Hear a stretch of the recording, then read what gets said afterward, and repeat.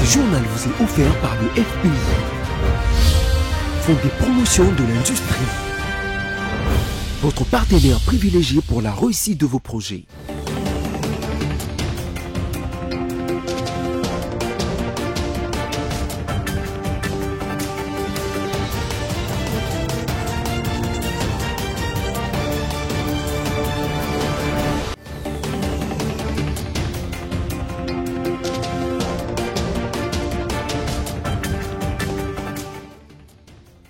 On se retrouve pour un nouveau journal sur BC Télévision. Madame, Monsieur, bonsoir et bienvenue. Voici tout de suite les grands titres. La mise en retraite de Jules Olinguete a suscité des réactions de part et d'autre. Dans ce journal, vous suivrez celle de l'Observatoire de la dépense publique qui pense que cet acte représente une victoire des antivaleurs. Après 9 ans d'arrêt, le ministère des Ressources hydrauliques et électricité, conjointement avec celui des Finances, annonce pour ce samedi 10 mai 2025 la reprise des travaux de construction de la centrale hydroélectrique de Grand Katende.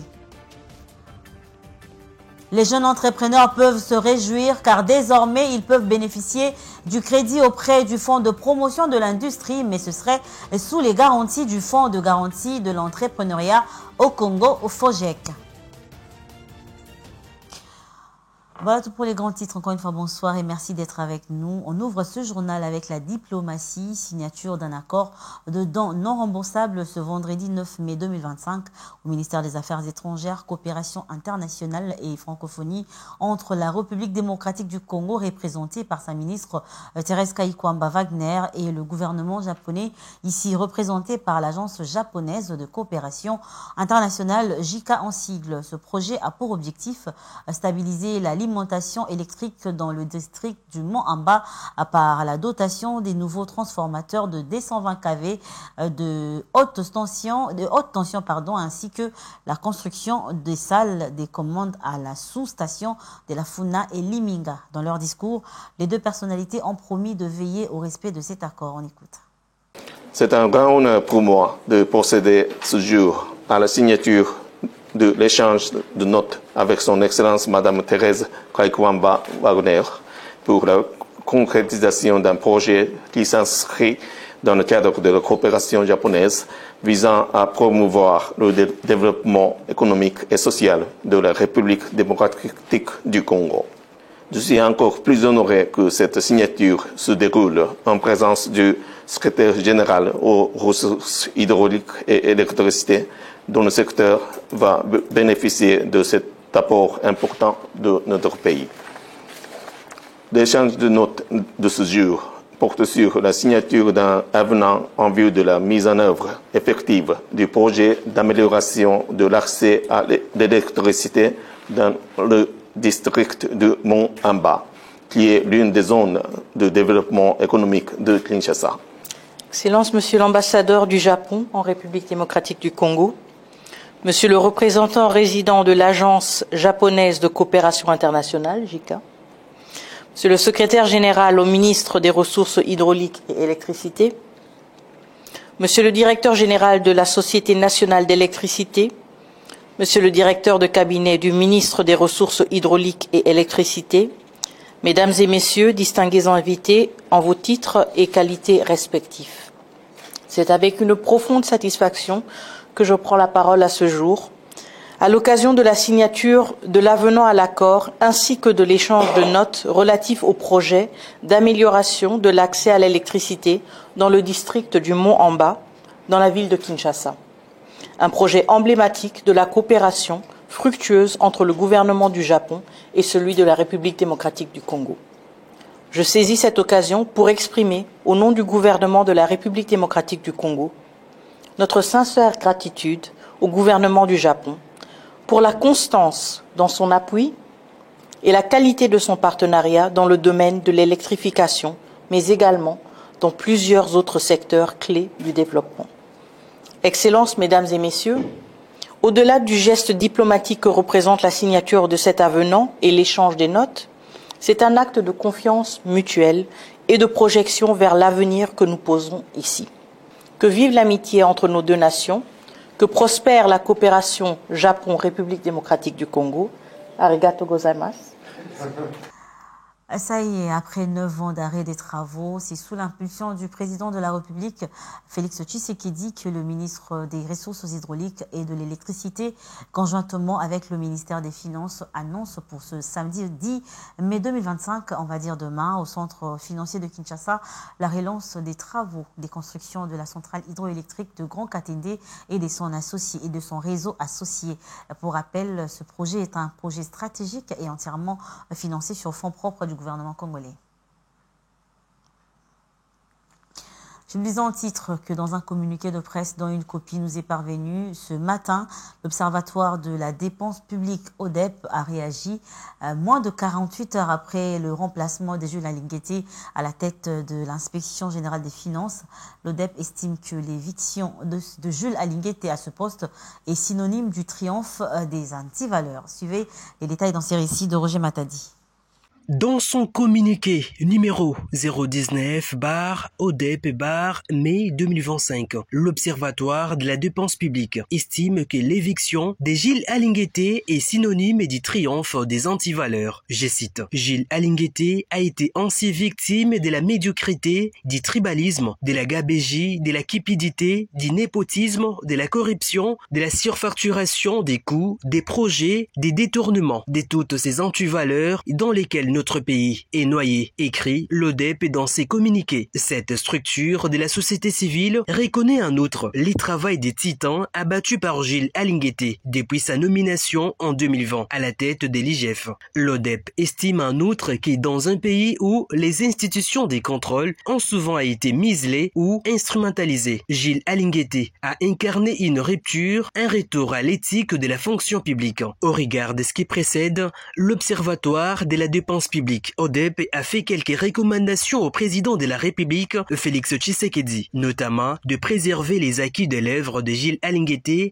de les capitaliser en assurer une continuité positive, d'affirmer la volonté politique de renforcer globalement la fonction contrôle au sein de l'État congolais, d'ordonner l'arrestation immédiate de Nicolas Kazadi après tous ses aveux de culpabilité. L'Observatoire de la dépense publique a mené certaines actions de lutte contre les détournements des deniers publics ces dernières années, aux côtés de l'Inspection générale des finances sous le leadership de Gilles Alinguete. Ces changements brusques à la tête de ces services publics risquent de fragiliser la patrouille financière récemment relancée par le chef de l'État, Félix Tshisekedi. Je voulais également annoncer au sommaire qu'une nouvelle qui réjouit bien évidemment les jeunes entrepreneurs et promoteurs des projets industriels qui pourront désormais bénéficier du crédit qui va jusqu'à 50 000 $ américains, une mesure qui n'était pas possible auparavant et ce sera avec le Fonds de promotion de l'industrie. Images et commentaires.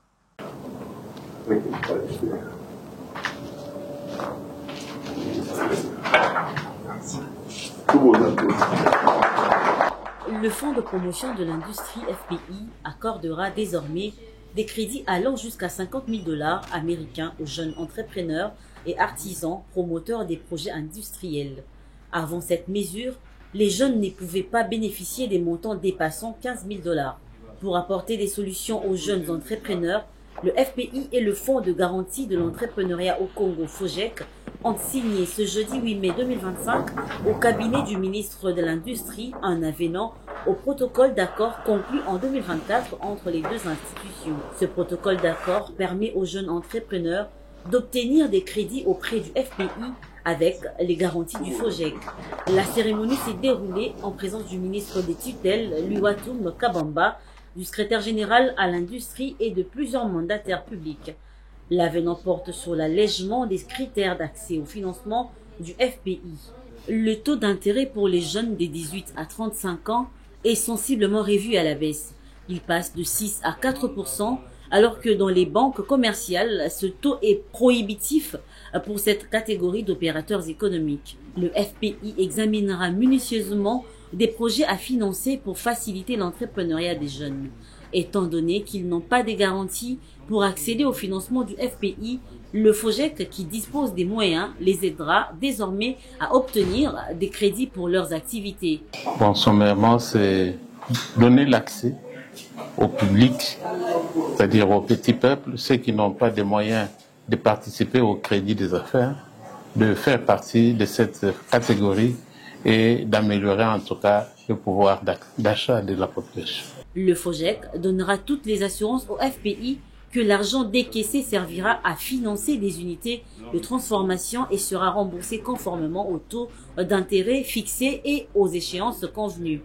Le FOGEC assume ainsi la lourde responsabilité de présenter des garanties suffisantes au FPI au profit des jeunes ayant des projets sérieux. Les deux établissements publics ont décidé de travailler en synergie dans la transparence et la rigueur pour la prospérité économique de la RDC. Une cinquantaine des projets a déjà été soumise au FOGEC. Un appel aux projets industriels des jeunes est aussi lancé sur toute l'étendue du pays. C'est comme Monsieur le DG l'a si bien dit, hein. C'est ce petit peuple, ces jeunes entre 18 et 35 ans qui ont des projets magnifiques, beaucoup d'entre eux dans l'industrie.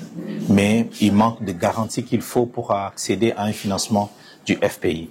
Et aujourd'hui, deux institutions publiques que nous sommes, on a discuté, échangé, compris qu'ensemble, on peut faire une synergie pour que l'action publique puisse accompagner ces jeunes-là à accéder au financement de leurs projets. Aujourd'hui, l'effectivité commence. Déjà, de ce soir, on va publier un appel à projet tant au FOGEC qu'au niveau du FPI pour pouvoir récolter des projets des jeunes qui entrent dans ces critères-là, où on republiera encore les critères de sélection. Il convient de signaler que le ministre de l'Industrie, Louis Watoum, a réuni pour la circonstance toutes les entreprises et les services de son ressort pour faire un état des lieux et une évaluation de toutes leurs activités. Il a insisté sur le respect du chronogramme des réalisations et l'obligation des résultats. Tout devra être conforme aux instructions données au ministre par le chef de l'État, Félix Tshisekedi, lors du dernier conseil du gouvernement. Le président a mis un accent particulier sur l'efficacité de l'action gouvernementale et l'obligation des résultats, a martelé le ministre. Et dans un autre chapitre, la retraite des policiers et militaires congolais est désormais assurée.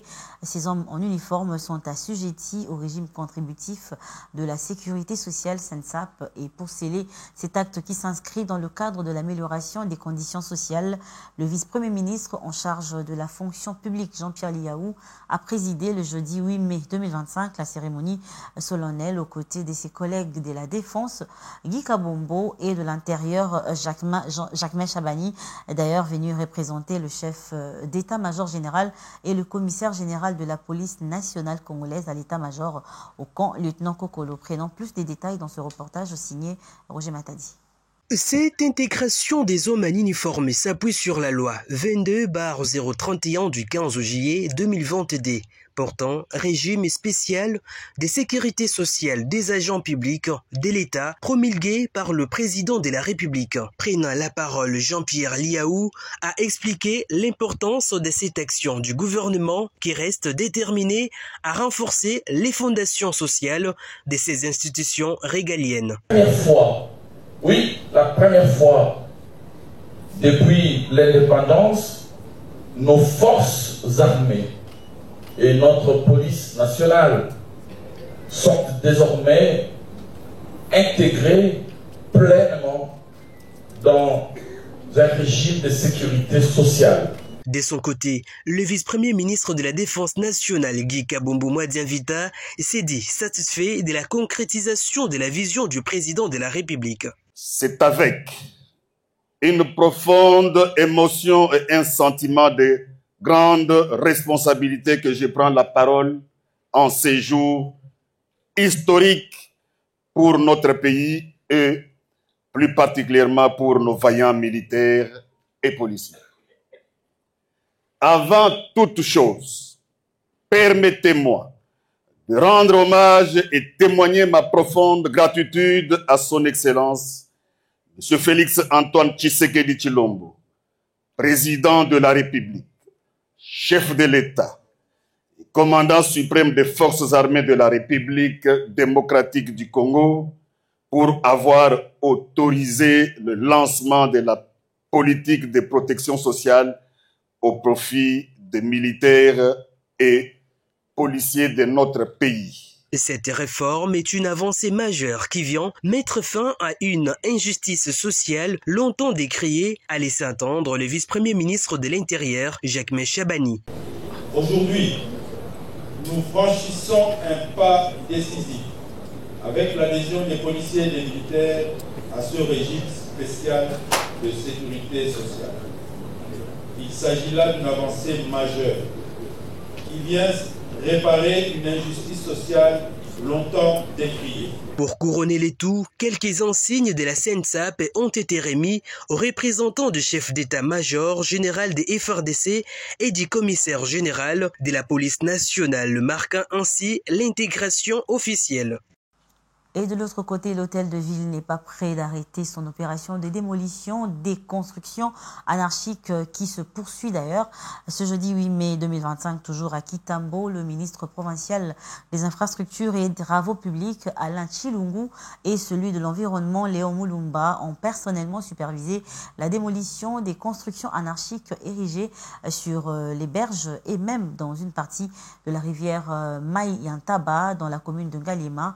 Ces membres de l'exécutif provincial ont saisi l'occasion pour rappeler à la population qu'aucune occupation illégale ne sera tolérée, encore moins épargnée, car la ville attend reprendre le contrôle de toutes ses emprises publiques et ainsi éliminer les situations qui sont à la base des inondations graves. On les écoute.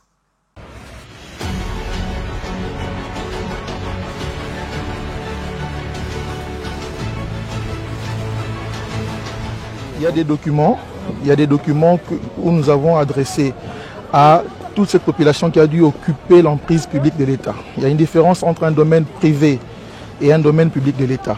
Je recommande à tous les Quinois et les Quinoises qui ont reçu des documents de mise en demeure ou d'avertissement où ils ont occupé l'emprise publique de l'État de pouvoir libérer dans les jours à venir. Parce que c'est une activité qui continue, qui cadre avec le programme du gouverneur Kinshasa et Zobonga. Kinshasa et Robonga na Malobate, ça sera dans les actions. Aujourd'hui, pour pouvoir brandir leurs droits, nous sommes dans un état de droit. Si les personnes estiment que nous avons lésé leur intimité en touchant des espaces privés, il y a des instances compétentes pour pouvoir juger et donner gain de cause. Pour récupérer Otobengi en prise, il y a l'État. Espace, il y a l'État. Tozo interdire la construction anarchique. Batubazo tonga. Pembeni ya mai ezolekate, bato bazo réduire Otobengi li ya mai, bazo tonga likolo ya ba berge ya rivière, biso toye kosala démolition pour to récupérer kaka en prise ya l'État. Programme todo sala eza na kati ya programme ya gouverneur Daniel Bumba Lubaki ya Kinshasa ezobonga. Touti koloba awa Kinshasa ekobonga na malobate ekobonga na misala. Donc to leki na action parce que moni awa population ya Ngaliema ya Mapenza to prévenaki bango depuis novembre 2024 to yaki na campagne moko ya curage awa to saki curage awa ba monaki to longolaki salité maezongaki pembe mais babwaki lisusu fulu parce que batongi pembeni ya mai.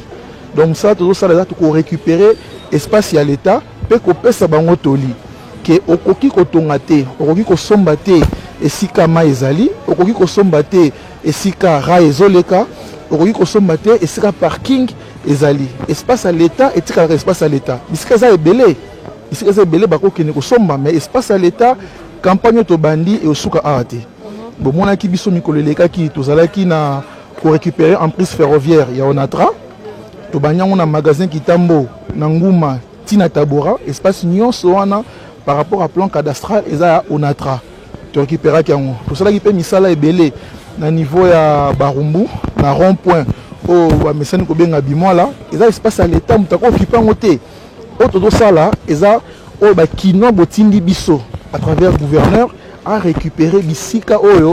Et en province, plus précisément en Ituri, dans le territoire de Maragui, une intervention rapide des casques bleus népalais de la MONUSCO a permis d'éviter la propagation d'un feu aux maisons voisines lors d'un incendie qui s'est déclaré dans le village de Nyamukawa. Bilan, aucun mort et 0 blessé.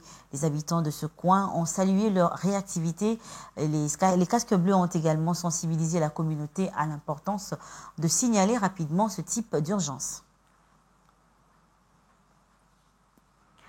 On va parler santé dans ce journal en marge de la journée internationale de la Croix-Rouge qui est célébrée le 8 mai de chaque année. Le docteur Samuel Roger Kamba était face à ces volontaires qui sauvent des vies humaines. Ils ont échangé autour du thème de cette année qui est du côté de l'humanité. Et le patron de la santé publique n'a pas manqué d'occasion pour saluer l'engagement de ces derniers dans la lutte contre le Covid-19, la gratuité de la maternité et les catastrophes naturelles. Le ministre a en outre félicité le nouveau comité de la Croix-Rouge de la République démocratique du Congo et réaffirmé le soutien du gouvernement après que les chefs de la délégation du CICR aient insisté sur la reconnaissance du travail des volontaires.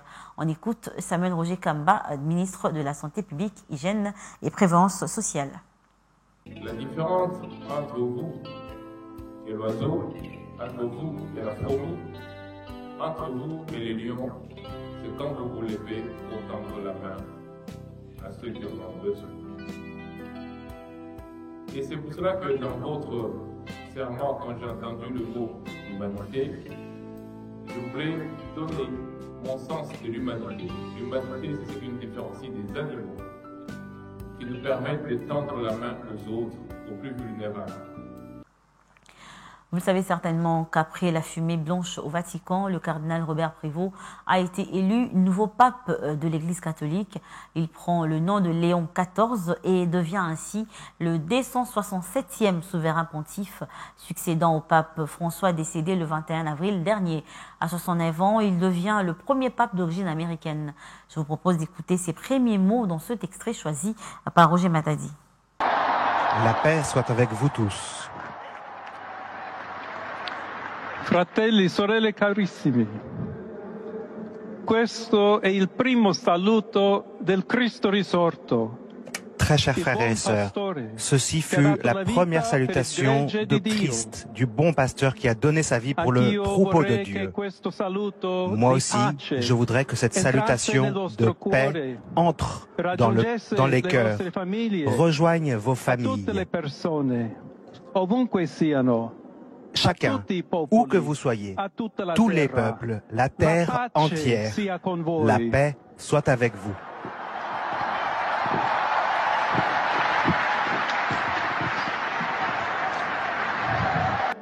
Una pace disarmata e una pace disarmante. Telle est la paix du Christ ressuscité, une paix désarmée et désarmante, une paix humble provenant de Dieu qui nous aime tous de manière inconditionnelle. Ancora conserviamo nei nostri orecchi quella voce debole ma sempre coraggiosa di Papa Francesco che benediva a Roma. Nous avons encore dans les oreilles la voix affaiblie mais courageuse du pape François.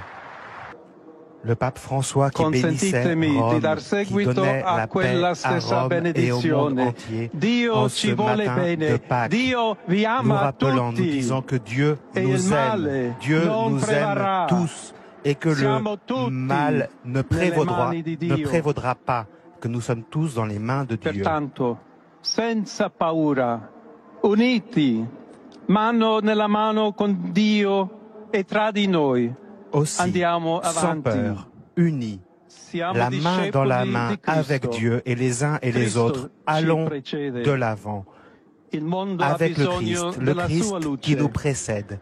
Le monde a besoin de sa lumière. L'humanité a besoin de lui comme d'un pont pour pouvoir rejoindre Dieu et son amour. Anche voi, poi gli uni gli altri a costruire ponti con il dialogo, con l'incontro, les uns les autres à construire des ponts par le dialogue, par des rencontres, pour être un peuple toujours en paix.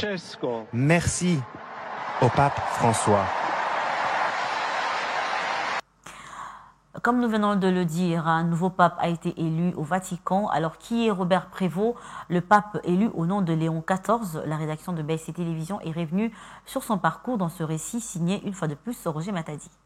Né le 14 septembre 1955 à Chicago, aux États-Unis d'Amérique, fils de Louis Marius Prévost et de Mildred Martinez, il rejoint très tôt l'ordre des Saint-Augustin. Il est ordonné prêtre en 1982, puis envoyé en mission au Pérou où il passe plus de 10 ans à former des prêtres, enseigner le droit canonique et travailler dans les zones les plus pauvres. Homme de foi et d'action, il est élu en 2001 prieur général mondial des Augustins, puis devient évêque de Chiclayo en Pérou en 2014. En 2023, le pape François lui confie un rôle majeur, préfet du catastère pour les évêques, l'un des postes le plus influents du Vatican. Créé cardinal en septembre 2023, puis cardinal évêque d'Albano en février 2025. Il est élu pape au 4e scrutin du conclave, porté par sa simplicité, sa vision pastorale, son enracinement en Amérique latine et son engagement pour l'Église universelle. Léon XIV est perçu comme un pont entre les continents, un homme des dialogues, proche des réalités du terrain et fidèle à l'esprit des réformes du pape François. Dans son discours, il a exprimé sa volonté de poursuivre les réformes initiées par son prédécesseur, notamment à ce qui concerne la synodalité et la gouvernance collégiale. Sa connaissance approfondie des réalités latino-américaines et son expérience au sein de la curie romaine font de lui une figure des continuités et des renouveaux pour l'Église catholique. Sport à présent, bonne nouvelle pour les amoureux du ballon rond. Pour la première fois, la République démocratique du Congo se qualifie pour le 1/4 de la finale d'une Coupe d'Afrique des Nations des U20. Ils inscrivent comme ça leur nom dans l'histoire et ne sont désormais qu'à un match de rêve mondial, à savoir la Coupe mondiale de U20. Devant la presse, le sélectionneur Guy Boukassa s'est dit être fier de ses poulains. On l'écoute. Je n'ai vraiment pas l'intention de faire un focus sur le match de ce soir. C'est la fin de la phase de groupe. On retient la qualification. Après, en face, il y avait une équipe, je crois, qui avait plus envie de cette victoire que nous. Ça s'est montré. Ils marquent sur 2 pénaltys et on a commis une erreur d'entame en les regardant jouer. Et voilà, c'est ce qui a pu causer ça. Mais après, bravo à mes garçons. Ils emmènent le pays pour la première fois dans un quart de finale d'une compétition, d'une CAN U20. Bravo à mes joueurs, c'est tout ce que je retiens. Ce journal est terminé, mais on passe à présent au rappel des principaux titres. La mise en retraite de Jules Alinguete a suscité des réactions des part et autres. Dans ce journal, vous avez suivi celle de l'Observatoire de la dépense publique qui pense que cet acte représente une victoire des anti-valeurs. Après 9 ans d'arrêt, le ministère des Ressources hydrauliques et électricité, conjointement avec celui des Finances, annonce pour ce samedi 10 mai 2025 la reprise des travaux des constructions de la centrale hydroélectrique des Grands Katende.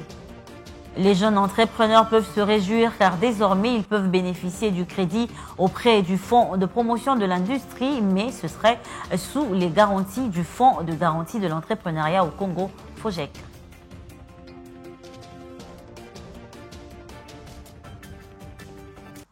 C'était l'essentiel de l'actualité de ce soir. Madame, Monsieur, merci à vous de nous avoir suivis. Restez branchés au programme de BSC Télévision, mais tout en passant un très bon week-end et prenez très bien soin de vous. Au revoir.